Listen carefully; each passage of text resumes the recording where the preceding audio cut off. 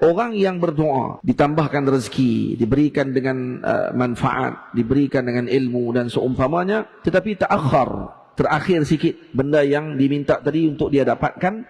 Ketika dia faham kalimah ni dengan baik, maka dia akan menjadi orang yang redha bahawa yang terbaik adalah apa yang telah ditetapkan oleh Allah Subhanahu wa taala, bukan yang ditentukan oleh apa yang kita minta. Karena kemungkinan kita minta pada waktu yang tidak sesuai, yang Allah Ta'ala mengetahui bahawa ia tidak sesuai untuk kita mendapatkannya pada ketika tersebut.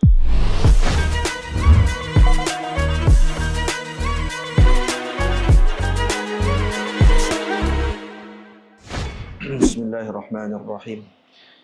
Alhamdulillahirabbil alamin wassalatu wassalamu ala asyrafil mursalin sayyidina wa nabiyyina Muhammad ibn Abdullah Rasulil Amin wa ala alihi wa ashabihi wa man tabi'ahum bi ihsanin ila yaumiddin, amma ba'd.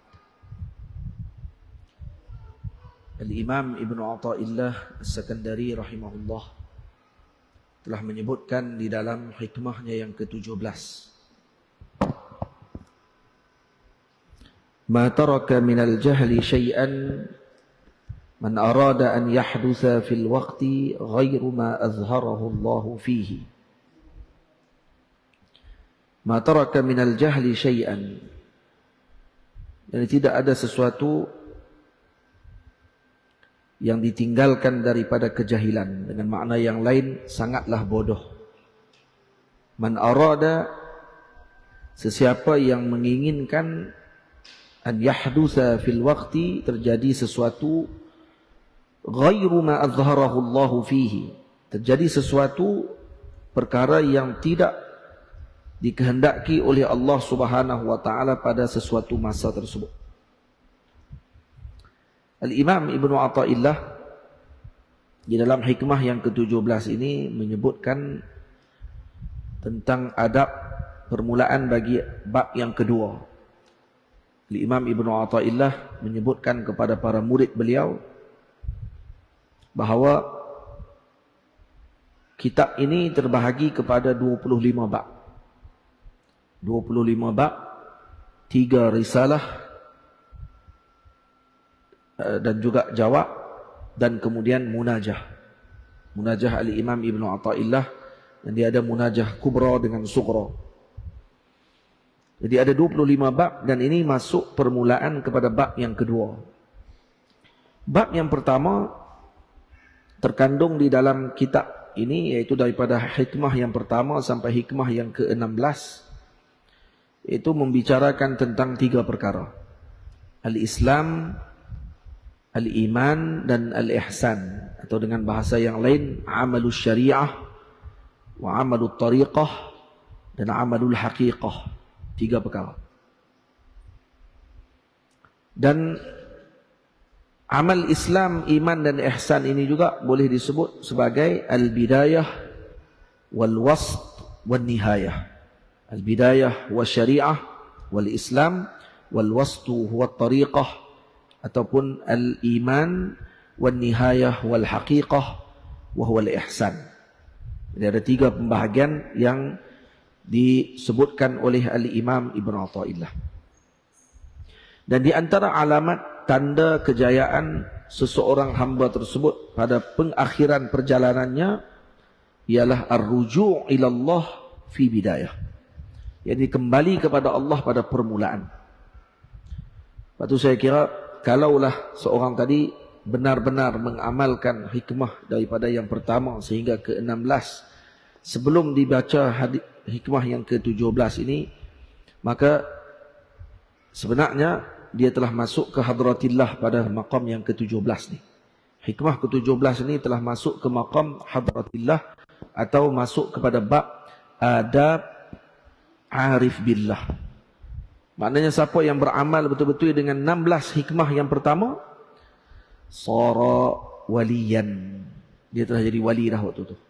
Masuk hikmah ke-17 ni, dia telah masuk ke hadratillah. Nah, ma'kaunihi minal arifin billahi subhanahu wa ta'ala, kalau beramal betul. Sebab tu ada sebahagian para guru, orang-orang tua-tua kita dulu hikam ini diamalkan sungguh-sungguh, bukan hanya dibaca, bukan hanya dilihat perkataannya yang indah, tapi sebaliknya diamalkan dan dilaksanakan satu persatu panduan dan juga apa yang telah disebutkan oleh Sidi Ibn Athaillah As-Sakandari. Itu Sayyidina Al-Imam Al-Bannani rahimahullahu ta'ala mengatakan, kalaulah ada kitab yang lain selain daripada Al-Quran boleh dibaca di dalam salat, maka hikam dibaca di dalam salat. Dan permulaan pertama Al-Imam Ibn Athaillah, ada hikmah yang pertama, beliau mengarahkan kamu untuk kembali kepada Allah dan berpegang hanya kemata-mata kerana Allah. Min alamatil i'timadi 'ala al-'amal nuqsanur raja'i 'inda wujudiz zalal. Jadi hikmah pertama membicarakan tentang masalah ataupun perkara yang perlu dilakukan olehmu, iaitu kembali kepada Allah. Karena berpegang kepada Allah pada hikmah yang pertama dipaham dengan baik dan diamal oleh seorang murid, maka itu adalah petunjuk kepada penghujungnya yang musyriqah, penghujungnya yang bercahaya. Karena alamatin nujhi fil nihayah ar-ruju' ila Allah fil bidayah. Alamat kejayaan hamba tersebut pada penghujung adalah dengan kembali kepada Allah. Permulaan perjalanannya i'timad dulu kepada Allah, pegang dulu kepada Allah, tidak memandang diri sendiri, tidak menganggap bahawa kita yang melakukan apa sahaja perbuatan, yang melakukan Allah, Allah, Allah. Itu dulu.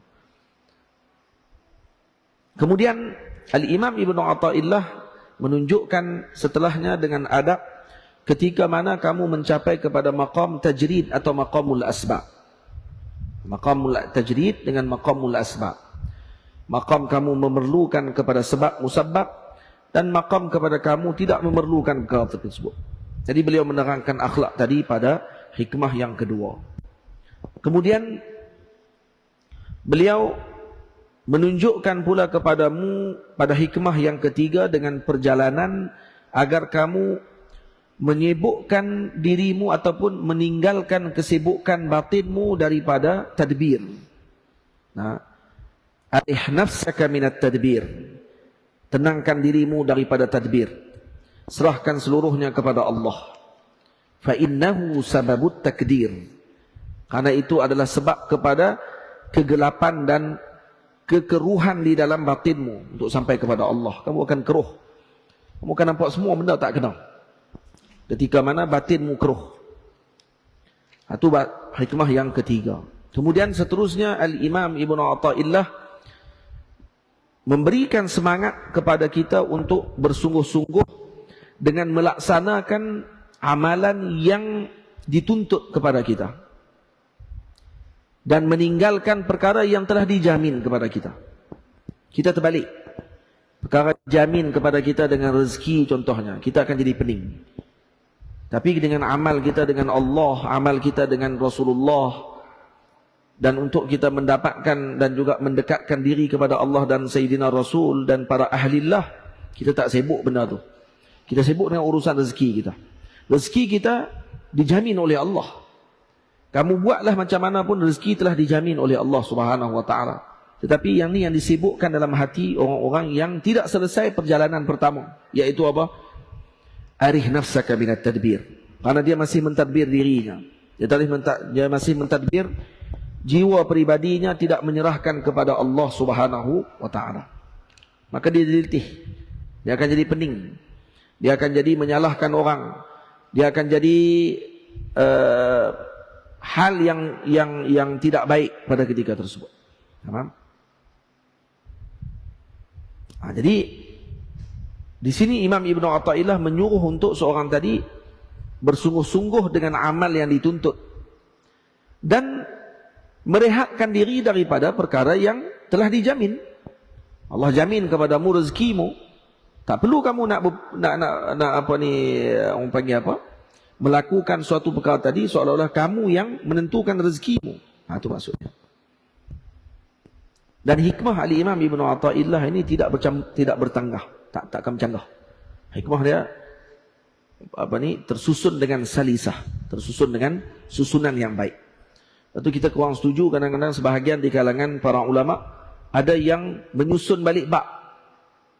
Disusun tabwibul abwab bagi hikam. Contohnya dimasukkan bab zuhud, dikumpul semua bab zuhud dalam satu sebab. Tak, Al-Imam Ibn Athaillah tidak susun macam tu. Imam Ibn Athaillah susun macam yang disusun oleh beliau sekarang. Dan kesemuanya ada turutan. Seolah-olah kita sedang melalui satu anak tangga, menaiki satu anak tangga, menaiki satu anak tangga sebelum sampai ke tangga yang penghujung, iaitu mendapat sesuatu yang diinginkan oleh para ahlullah. Para ahlullah bukan inginkan kedudukan, mereka inginkan Allah. Jadi tangga-tangga yang dilalui tadi disusun oleh beliau, disebutkan oleh sebahagian murid beliau, dibahagi kepada 25 bab. Dan Al-Imam Ibn Atibah radhiyallahu ta'ala anhu dalam Iqadul Himam menyenaraikan mengikut bab-bab tersebut. Dia akan sebut ikut bab. Bab 1 bermula daripada hikmah yang pertama sampai hikmah yang ke-9. Daripada hikmah ke-10 sampai hikmah yang ke, bukan bab pertama, bab bahagian pertama daripada hikmah 1 sampai hikmah ke-16 bab pertama. Dipanggil babul amal, dipanggil. Bab kedua dipanggil bab adab arif billah, bab adab arif, adab-adab para arifin. Waktu kitab hikam ni sebenarnya adalah permulaan jalan arifin, bukan permulaan lagi jalan sufi saja, permulaan jalan arifin. Maknanya kalau nak melihat akhlaknya para arif billah, baca hikam. Kita akan melihat akhlaknya para arif billah, orang yang mengenal Allah Subhanahu wa taala. Jadi disibukkan diri kita dengan amalan yang dituntut. Dan tidak menyibukkan dengan perkara yang telah dijamin. Maka itu akan menyebabkan sababan fi fathi basiratik, akan menjadi sebab kepada pembukaan mata batinmu, mata hatimu.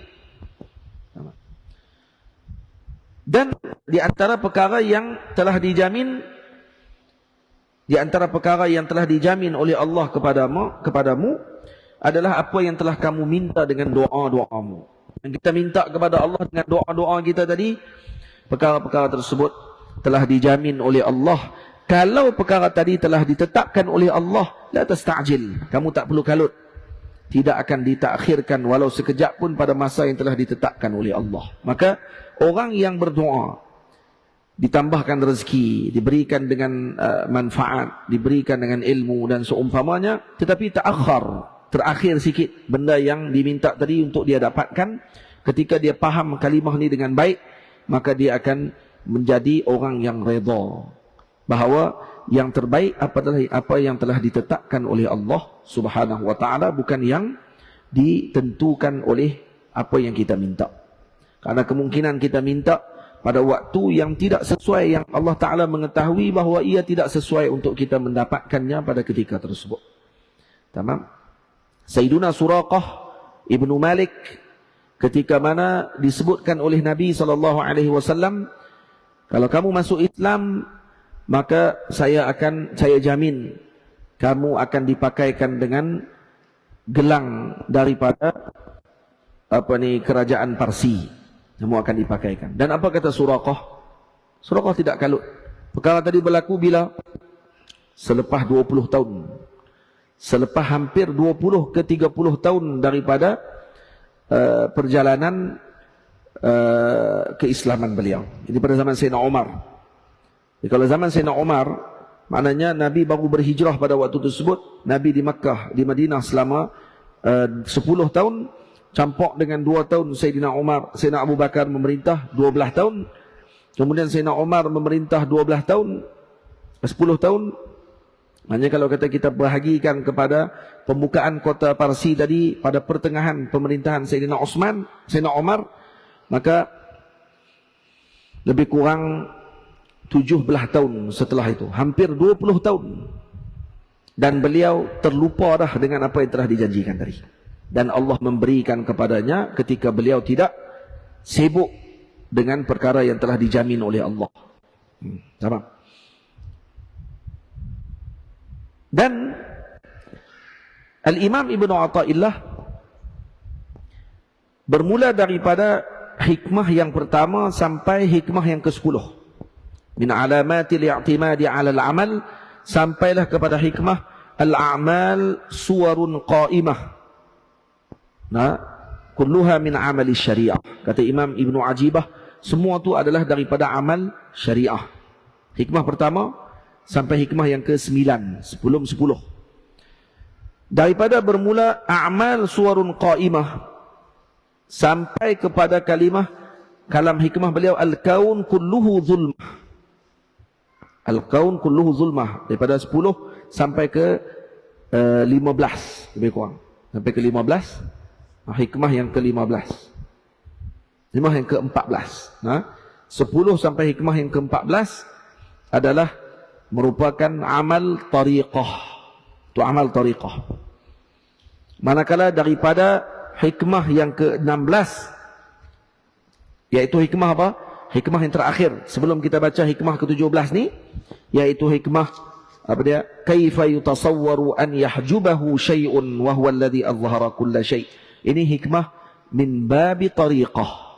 Dah masuk ke dalam amal, minta maaf, amal haqiqah.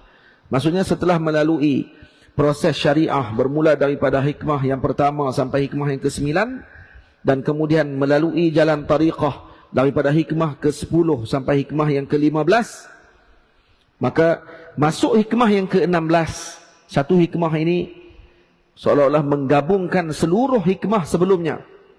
Maka hikmah dia panjang dan paling panjang, yaitu hikmah yang menjelaskan tentang amal haqiqah. Dan setelah mana selesai kesemua perbahasan tersebut, maka Al-Imam Ibn Athaillah barulah membicarakan tentang adabul arif pada bab kedua. Maka masuklah bab hikmah yang ke-17, ma taraka minal jahli syai'an man arada an yahdusa fil waqti ghairu ma azharahu Allah fihi. Jadi saya tangguh dulu zakat tu, karena sekurang-kurang kita dah khulasahkan kembali seluruh perbahasan kita yang sebelum ini sepanjang pertemuan kita dalam perbahasan kitab hikam. Maka sekurang-kurangnya dapat faham daripada hikmah pertama sampai hikmah yang ke-15, yang ke hikmah yang ke-16, bagaimana pembahagiannya dan beberapa bab yang telah disebutkan oleh para ulama untuk kita memahami perjalanan kitab hikam ini dengan baik.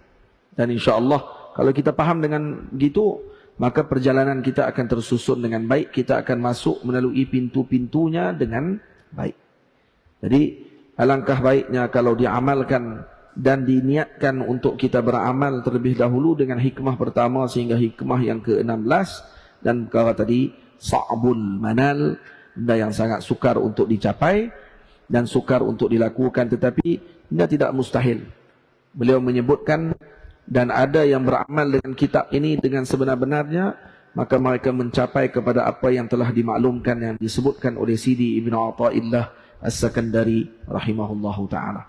Maka masuk pada hikmah ke-17 nanti, kita akan melihat bagaimana para arif billah beramal dengan apa yang telah mereka dapatkan pada hikmah yang pertama sehingga hikmah yang ke-17, ke-16. Maknanya jalan syariah yang telah mereka lalui, jalan tariqah yang telah mereka lalui, jalan haqiqah yang telah mereka fahami, lalu mereka terapkan ke dalam hikmah-hikmah dan perjalanan yang seterusnya.